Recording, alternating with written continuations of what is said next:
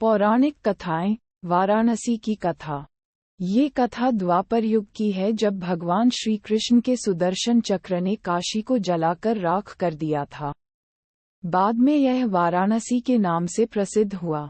ये कथा इस प्रकार है। मगध का राजा जरासंध बहुत शक्तिशाली और क्रूर था। उसके पास अनगिनत सैनिक और दिव्य अस्त्र शस्त्र थे। यही कारण था कि आसपास के सभी राजा उसके प्रति मित्रता का भाव रखते थे। जरासंध की अस्ति और प्रस्ति नामक दो पुत्रियां थीं। उनका विवाह मथुरा के राजा कंस के साथ हुआ था। कंस अत्यंत पापी और दुष्ट राजा था। प्रजा को उसके अत्याचारों से बचाने के लिए भगवान श्री कृष्ण ने उसका वध कर दिया।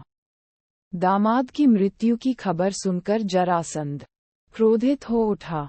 प्रतिशोध की ज्वाला में जलते जरासंध ने कई बार मथुरा पर आक्रमण किया, किंतु हर बार श्री कृष्ण उसे पराजित कर जीवित छोड़ देते थे। एक बार उसने कलिंगराज पौंड्रैक और काशीराज के साथ मिलकर मथुरा पर आक्रमण किया, लेकिन भगवान श्री कृष्ण ने उन्हें भी पराजित कर दिया। जरासंध तो भाग निकला, किंतु पौंड्रैक और काशीराज भगवान के हाथों मारे गए। काशीराज के बाद उसका पुत्र काशीराज बना और श्री कृष्ण से बदला लेने का निश्चय किया। वह श्री कृष्ण की शक्ति जानता था, इसलिए उसने कठिन तपस्या कर भगवान शिव को प्रसन्न किया और उन्हें समाप्त करने का वर मांगा। भगवान शिव ने उसे कोई अन्य वर मांगने को कहा, किंतु वह अपनी मांग पर अड़ा रहा। तब शिव ने मंत्रों से एक भयंकर कृत्या बनाई और उसे देते हुए बोले, वत्स, तुम इसे जिस दिशा में जाने का आदेश दोगे, यह उसी दिशा में स्थित राज्य को जलाकर राख कर देगी।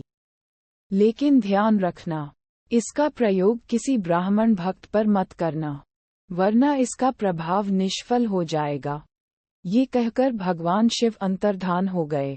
इधर दुष्ट काल्यवन का वध करने के बाद श्री कृष्ण सभी मथुरावासियों को लेकर द्वारिका आ गए थे। काशीराज ने श्री कृष्ण का वध करने के लिए कृत्या को द्वारिका की ओर भेजा। काशीराज को ये ज्ञान नहीं था कि भगवान श्री कृष्ण ब्राह्मण भक्त हैं, इसलिए द्वारिका पहुंचकर भी कृत्या उनका कुछ अहित न कर पाए। उल्टे श्री कृष्ण ने अपना सुदर्शन चक्र उसकी ओर चला दिया। सुदर्शन भयंकर अग्नि उगलते हुए कृत्या की ओर झपटा।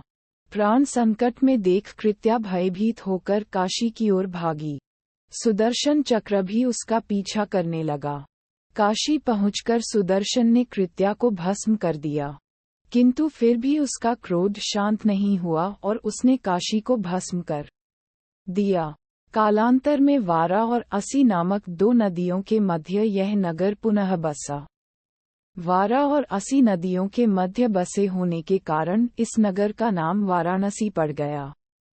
इस प्रकार काशी का वाराणसी के रूप में पुनर्जन्म हुआ।